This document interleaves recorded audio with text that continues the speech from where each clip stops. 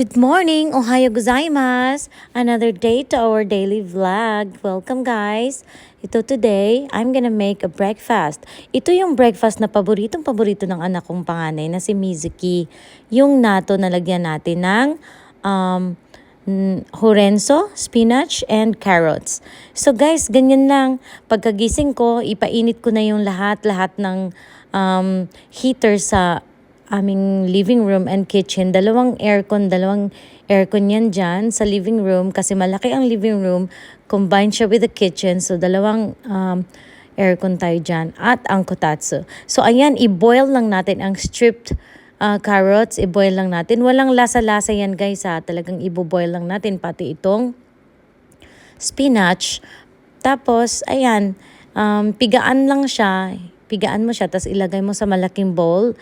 At pati ang horenso, pigain din, ilagay sa malaking bowl, and then lagyan na ninyo ng nato, mixed nato.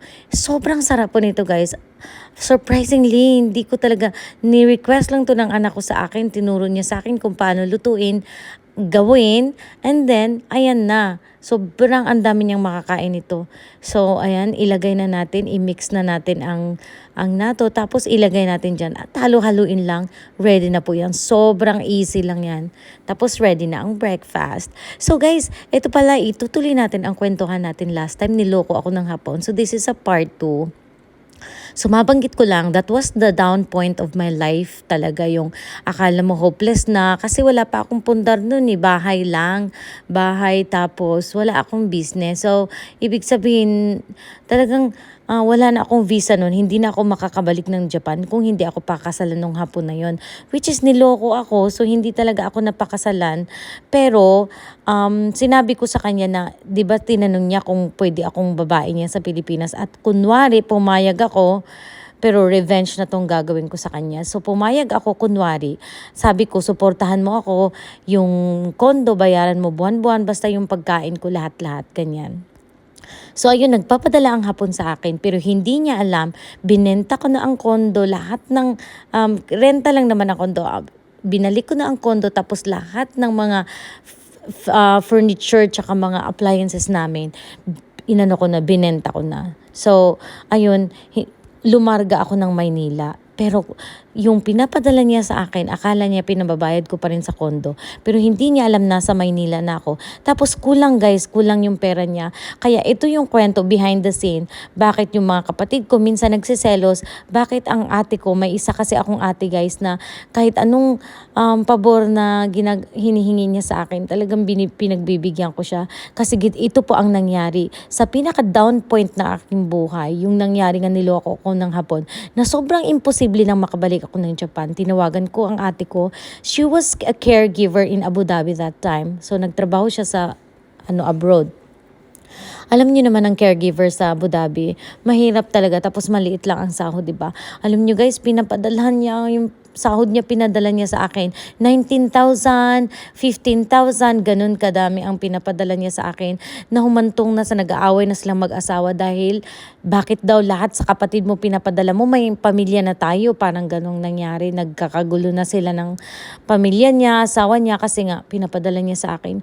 Ang sabi talaga ng ate ko sa akin, bangon day, hindi pwede day, hindi na ako madawat day, kasi paborito niya nga din ako, kasi siya kasi nag-alaga din sa akin nung maliit ako, kasi siya yung pangatlo siyang anak. So sila mama, laging wala siya, nang nag-alaga sa akin. Love na love niya ako. Alam niyo naman guys, siguro pag ikaw nakapag-experience nga, ikaw nag-alaga ng baby, di ba? So, ganun din siya sa akin, na sabi niya, hindi pwede day, na hindi ka babangon, bumalik ka ng Japan, bangon day. Kasi alam niya, nag-suicide na nga ako, di ba? Kaya alala siya sa akin, pinapadalhan niya na ako ng pera, makabalik lang ako sa Japan. So, nagstay ako ng matagal-tagal sa Japan. Dapat mag-start akong mag-talent ulit. Nag-audition na ako doon, mga promotion, pumasok-pasok ako. Pero sa sobrang dami ng talent, sabi ko, hindi ako makaalis nito. Kaya gumawa ako ng diskarte na tinawagan ko yung second, yung manliligaw ko sa Japan, na kahit may boyfriend ako, nanliligaw siya sa akin. Tinawagan ko siya. Kaya po ang apelyido ko ay Yamaguchi. Siya po ang unang pinakasalan ko sa Japan. Siya yung unang naging asawa ko. Sabi ko sa kanya na interesado ka pa ba sa akin? Pakasalan mo ako. Kunin mo ako dyan as a tourist. Pakasalan mo ako dyan sa Japan. Very impossible na tong gagawin ko na magkaka-visa pa pag tourist lang. Imposible yun na mag-tourist ka tapos magpakasal. Very impossible na mabigyan talaga ako ng visa. Pero sa awa ng Diyos, inano ko pa rin yun, pinush ko pa rin yun na option. So, hindi ako nag-talent. So, tinulungan niya ako, kinuha niya ako as a tourist. Tapos pagdating ko sa Japan, yun nga yung ate ko ang nagsusuporta sa akin habang wala pa yung visa ko. So pagdating ko sa Japan, hindi ko pa sure noon kung ma-approve yung visa na magpapakasal kami. So yung si Yamaguchi na second ko yun yung bali siya yung manliligaw ko, malupit na manliligaw ko kahit nung may boyfriend ako. So, siya yung type ko din na matangkad, malaking tao, tapos magaling talaga siyang pumorma. Kaya type ko siya talaga ang tinawagan ko. Tapos pagdating ko sa Japan, sa awa ng Diyos guys, nag-apply kami, nagpakasal kami, nag-apply kami lahat-lahat. Inasikaso namin sobrang mendoksay, sobrang dami kong inasikaso nun para makasal lang ako sa kanya. Kasi I only have 3 months stay in Japan kasi yun lang ang tourist visa ko. Tapos, pagkatapos nun, nag-apply kami, alam nyo guys, tinawag na ako ng immigration, yung i-interviewin na ako. Nung sinabi ko na lahat ng dapat kong sabihin, tapos nung tinitingnan niya yung passport ko, nung naghihintay ako natatakan niya, bumulong talaga ako guys na, Lord, hindi sa kanila ang Japan, hindi sa iyo ang Japan, sa iyo ako, kaya sa iyo ako hihingi ng visa. Tatak lang po sila, Lord, bulungan mo naman siya, Lord, natatakan yung i-stamp niya na, itatak niya na, alam mo yun, yung hinihintay mo talagang, please Lord, bulungan mo siya, sabihin mo i-approve na. Maya-maya, minuto, seconds lang, pak! Tinatakan ako ng visa. 1 year yata ang visa ko nun. Tapos, yun na yun. Yun na yung time na sus mo ra jud kog kaamba ko na grabe jud akong pasalamat sa kung manang kay siya jud wala namang ibang tutulong sa akin financially noon kasi hindi naman ako makalapit sa iba kong kapatid dahil wala silang mga trabaho na sa Pilipinas silang lahat. Hindi ko rin mahinga ng papa at mama ko dahil mahirap din. So ang yung ate ko lang talaga sa Japan, sa Abu Dhabi, yung nahingan ko ng tulong. Tapos ayun, tinawagan ko agad ang ate ko noon na granted ang visa ko. Sabi ko, Manang, salamat talaga. Sobrang tuwa, nag-iyakan talaga kami. Sobrang tuwa kasi, my God, nakabalik ako sa Japan. Kasi talagang Japan lang alam kong noon sa Japan na talaga ako nagtrabaho, diba? Kaya talagang gusto kong bumalik sa Japan. Tapos ang pinakamasama pa, yung lalaking nag-promise sa akin na pakasalan ako, niloko pa ako. Minahal ko yun ha. Tapos ayun, sabi ko sa kanya, yung bagsak ka na, talagang tinulungan ako ng ate kong bumangon. Kaya sana maintindihan ng ibang kapatid ko dahil doon sa pinaka-down point ng buhay ko, yung ate ko ang tumayo para sa akin, si Ate Mona. Kaya talagang hindi ko makalimutan yung tulong niya sa akin. Kaya talagang mapasalamaton jud ko sa iya kay dahil sa kanya nakabangon ako at nakabalik ako sa Japan. Nabigyan ko pa ng justice yung panluloko sa akin. Kasi bumalik ako sa club na tinarabahuan ko na nandun nga yung ex ko. Bumalik ako doon, tas nandun nagtatrabaho yung babae niya din. Deadma, guys, ganun pala pag hindi mo mapatawad yung tao. Yung talagang naka-move on ka na, yung gusto mong yung patawarin na lang sila. Hindi ako akala nila manggugulo ako kasi war freak ako eh. Hindi ko na ginawa yun. Yung pagbalik ko ng Japan, nahiningi ko talaga kay God na talagang nagpasalamat ako. Ayokong dumihan yung pagkatao ko na hiningi ko kay God na bulungan yung mga nag-approve ng visa. Talagang ko yun, pinagdasal ko. Tapos, binigay niya, tapos gagawa pa ba ako ng katarantaduhan. So, hindi ako away sa kanila, pinabayaan ko sila at binigyan ko lang siya ng smile. Nagpang-abot pa kami doon sa labas sa may vendo machine. Paglabas ko, bibili lang ako. Nandun siya. Umano lang ako sa kanya, parang umano ako, okay na. Yung parang okay na signal lang, na parang tumango lang ako ganun.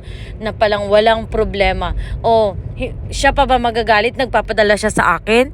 Siya pa ba magagalit na niloko ko rin siya na kunwari babae niya ako sa Pilipinas pero dumating ako ng Japan. Sinabihan niya ako na wag akong pumunta sa Japan.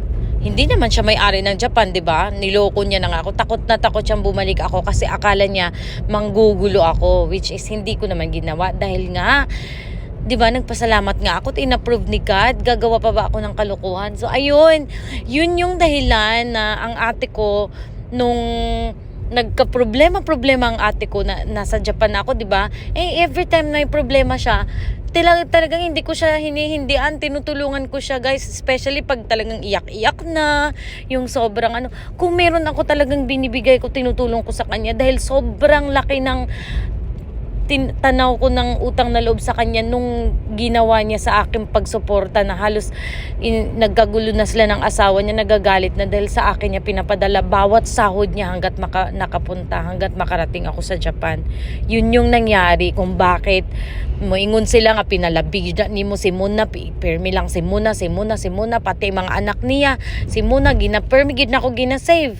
Kasi nga, dahil nga dun sa nangyari na yun, yung pinaka-down point ko na wala akong makapitan kundi ang Diyos lang, at financially kailangan mo talaga ng financial na tulong nun.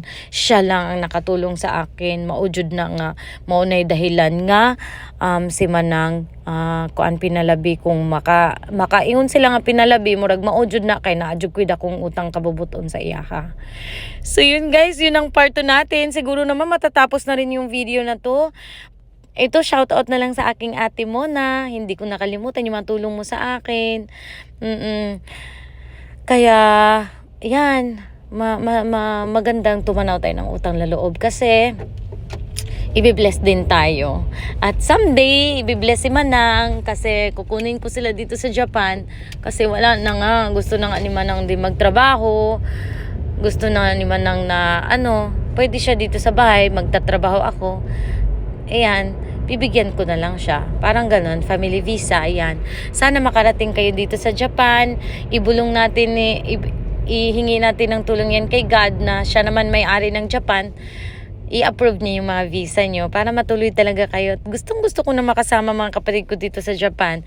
At sana lahat na, pati kuya ko, lahat sila, pati mama ko, gusto ko makuha kayo ng paunti-unti, makapunta man lang kayo sa Japan. Dahil nangihinayang talaga ako kay Papa na malas talaga kasi nung inasikaso na namin ni Pangga yung visa niya para mag family visa dito sa Japan, mag-visit sa Japan.